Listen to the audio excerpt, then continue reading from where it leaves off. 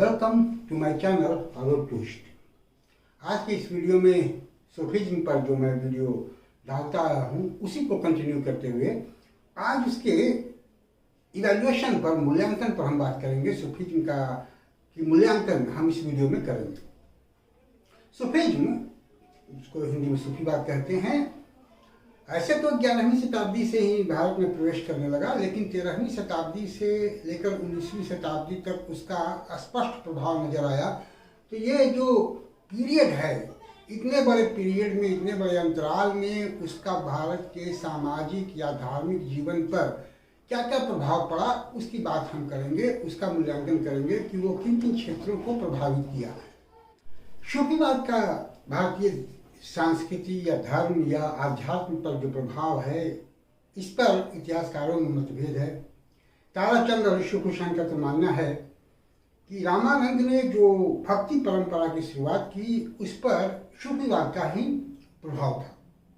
जबकि कुछ अन्य इतिहासकार हैं, एक जो अन्य ग्रुप है, उनका ये कहना है कि सूफीवाद और भक्ति परंपरा या इस्लामिक संस्कृति और जो भारतीय संस्कृति थी, उनका संपर्क इतना घनिष्ठ नहीं था कि वो एक दूसरे के आध्यात्मिक जीवन को प्रभावित कर सके।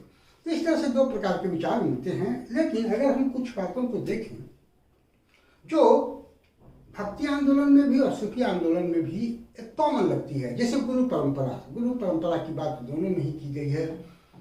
ईश्वर को स्मरण करने की बात, प्रार्थना की बात, मानव सेवा की बात, जो मानवता में एक विभेद है, जो एक दूसरे के प्रति भेद की भावना है, उसको समाप्त करने की बात, रहस्य की बात, जैसा कि निर्गुण परंपरा में माना गया है और सूफीवाद में माना गया है कि रहस्यात्मक विचारधारा जो है। तो इन सब चीज़ों को अगर हम देखें, और जिस तरह से नानक और कबीर भी रहस्यात्मक बात करते थे, तो इस तरह के विचारों को हम देखें तो ऐसा लगता है कि ये दोनों जो परंपरा है, भक्ति परंपरा और सूफी परंपरा, ये दोनों एक दूसरे को प्रभावित करते थे। सूफी परंपरा का प्रभाव जो है वो भारतीय आध्यात्मिक जीवन पर, सामाजिक जीवन पर भी पड़ता था। तो इस तरह से हम इसको देख सकते हैं। इतिहासकार अजीज अहमद का भी यही मानना है कि सूफी और भक्ति में आपसी एक मतभेद नहीं था, बल्कि एक लेन देन की परंपरा थी। जैसे आदि ग्रंथ में भी बाबा फरीद के शब्द पाए जाते हैं। इस प्रकार से इतिहासकारों के बीच एक मतभेद की स्थिति है। अगर हम बात करें सूफी के मूल्यांकन की, सूफीवाद के मूल्यांकन की या उनके प्रभाव की, तो ऐसा नहीं है कि सूफीवाद ने ही प्रभावित किया, बल्कि सूफीवाद एक उदार प्रवृत्ति लेकर आया और जो भारतीय धर्म या समाज या संस्कृति है, उससे भी बहुत कुछ को ग्रहण किया। जैसे अगर हम उदाहरण स्वरूप करें तो संगीत की परंपरा को सूफियों ने विकसित किया, जो भारतीय संस्कृति से ली गई थी। और खास करके चिश्ती संप्रदाय के जो लोग थे, उनके खानकाहों में नियमित रूप से संगीत की परंपरा को अपनाई गई, जिसको शमा कहा जाता था। तो संगीत को बढ़ावा देने में सूफियों का एक महत्वपूर्ण योगदान है। कई राग रागिनियों को विकसित किया गया, चूँकि ईरान का भी प्रभाव उन पर था और ईरान में भी संगीत की परंपरा थी। तो ईरान की जो कई राग रागिनियाँ थी, उसको भारतीय संदर्भ में और विकसित किया गया। यहाँ तक कि अमीर खुसरो जो है वो भी सूफी परंपरा से प्रभावित थे और अमीर खुसरो ने कई प्रकार के वाद्य यंत्र और कई नए रागों को विकसित किया भारत में। इसी परंपरा को फिर ग्वालियर के मोहम्मद गौश ने भी बढ़ावा दिया। उन्होंने भी संगीत को विकसित किया। यहाँ तक कि जो तानसेन थे अकबर के दरबार में, वो मोहम्मद गौस के हिस्से से माने जाते हैं। तो इस प्रकार से संगीत को विकसित किया गया, जो भारतीय परंपरा से सूफियों ने अपनाई थी। और संगीत को एक भक्ति परंपरा से जोड़ दिया उन लोगों ने। एक खुदा के प्रति भक्ति की भावना को प्रदर्शित करने का प्रयास संगीत के माध्यम से उन लोगों ने किया। इसके साथ ही भाषाओं का विकास भी सूफियों ने किया है। भाषाओं को विकसित किया है। निज़ामी का तो ये मानना है, प्रोफेसर निज़ामी का, कि उर्दू का जो विकास हुआ है वो सूफियों ने ही किया है। क्योंकि जब सूफी यहाँ आए तो उनको एक संपर्क भाषा की आवश्यकता थी, जिससे वो भारतीयों के साथ अपने विचारों का आदान प्रदान कर सकें।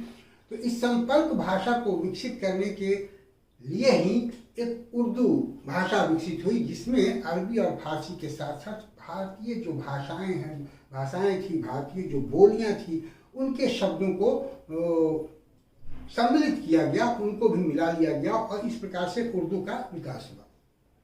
तो उर्दू का विकास भारत में सूफियों के द्वारा हुआ है, ऐसा निज़ामी का कहना है। इसके साथ ही कुछ क्षेत्रीय भाषाओं का भी विकास सूफियों के द्वारा किया गया, उनको भी और ज़्यादा विकसित किया गया। जैसे हुसैन शाह, बुल्ले शाह ने पंजाबी भाषा का प्रयोग किया।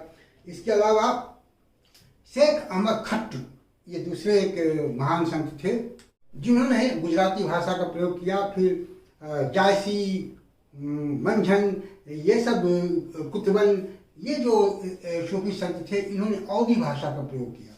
इस तरह से जो क्षेत्रीय बोलियां थी, उन बोलियों को भी विकसित करने का काम सूफी संतों ने किया है, न केवल उर्दू को विकसित करने का काम इन लोगों ने किया है। तो यह भी एक सूफियों का प्रभाव भारतीय समाज और संस्कृति पर देखा जा सकता है। इसके साथ ही यह भी देखा गया कि सूफी संत जो थे वो एक ऐसे उदार दृष्टिकोण लेकर आए जिसने कुछ शासकों के विचारों को भी प्रभावित किया। दरअसल सूफी संत जो है वो शासक वर्ग से अपने आप को जानबूझकर दूर रखते थे।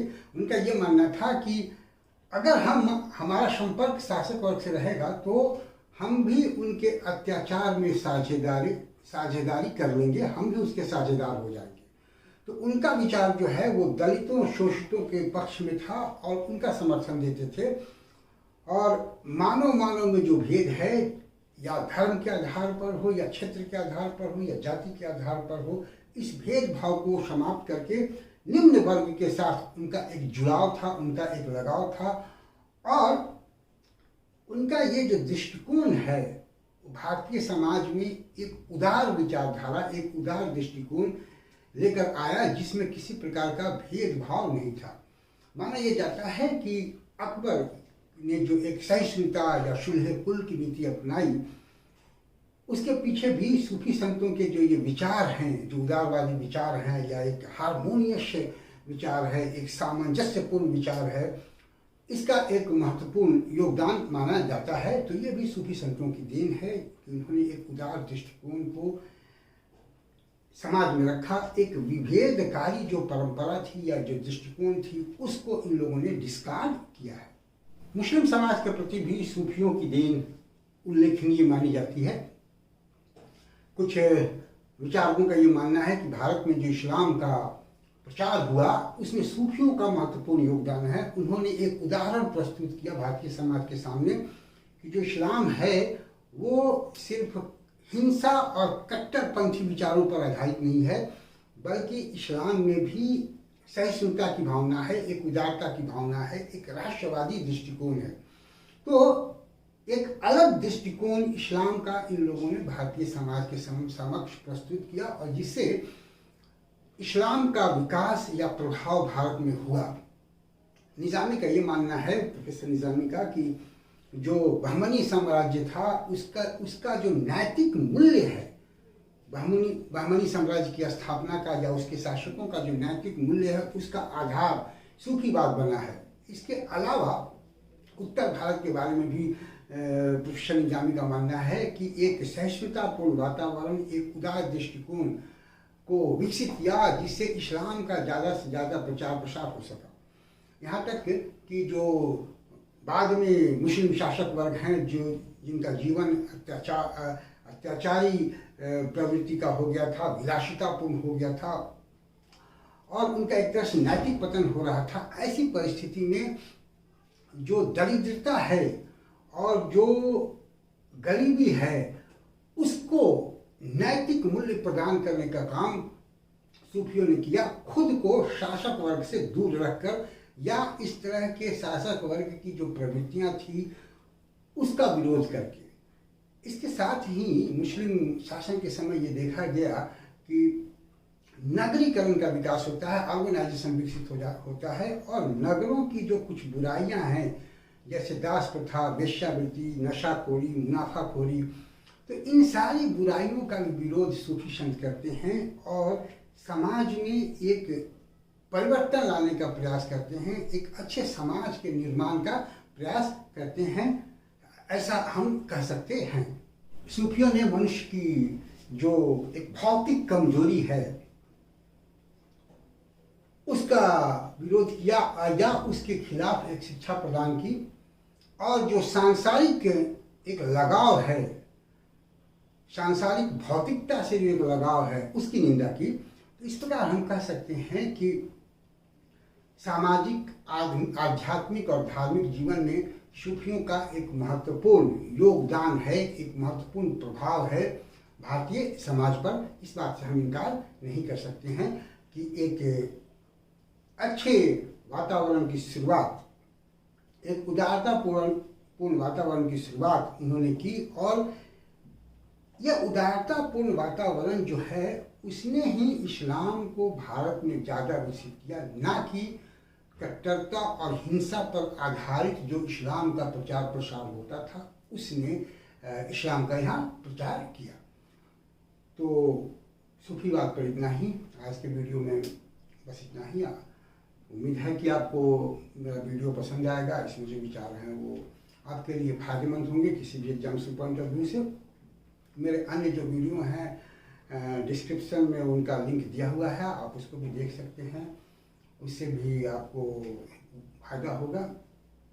अगर मेरा वीडियो आपको पसंद आए तो आप इसको देखें, अपने दोस्तों को सजेस्ट करें और मेरे चैनल को सब्सक्राइब करें। Thank you for watching me. See you again with a new video on a new topic.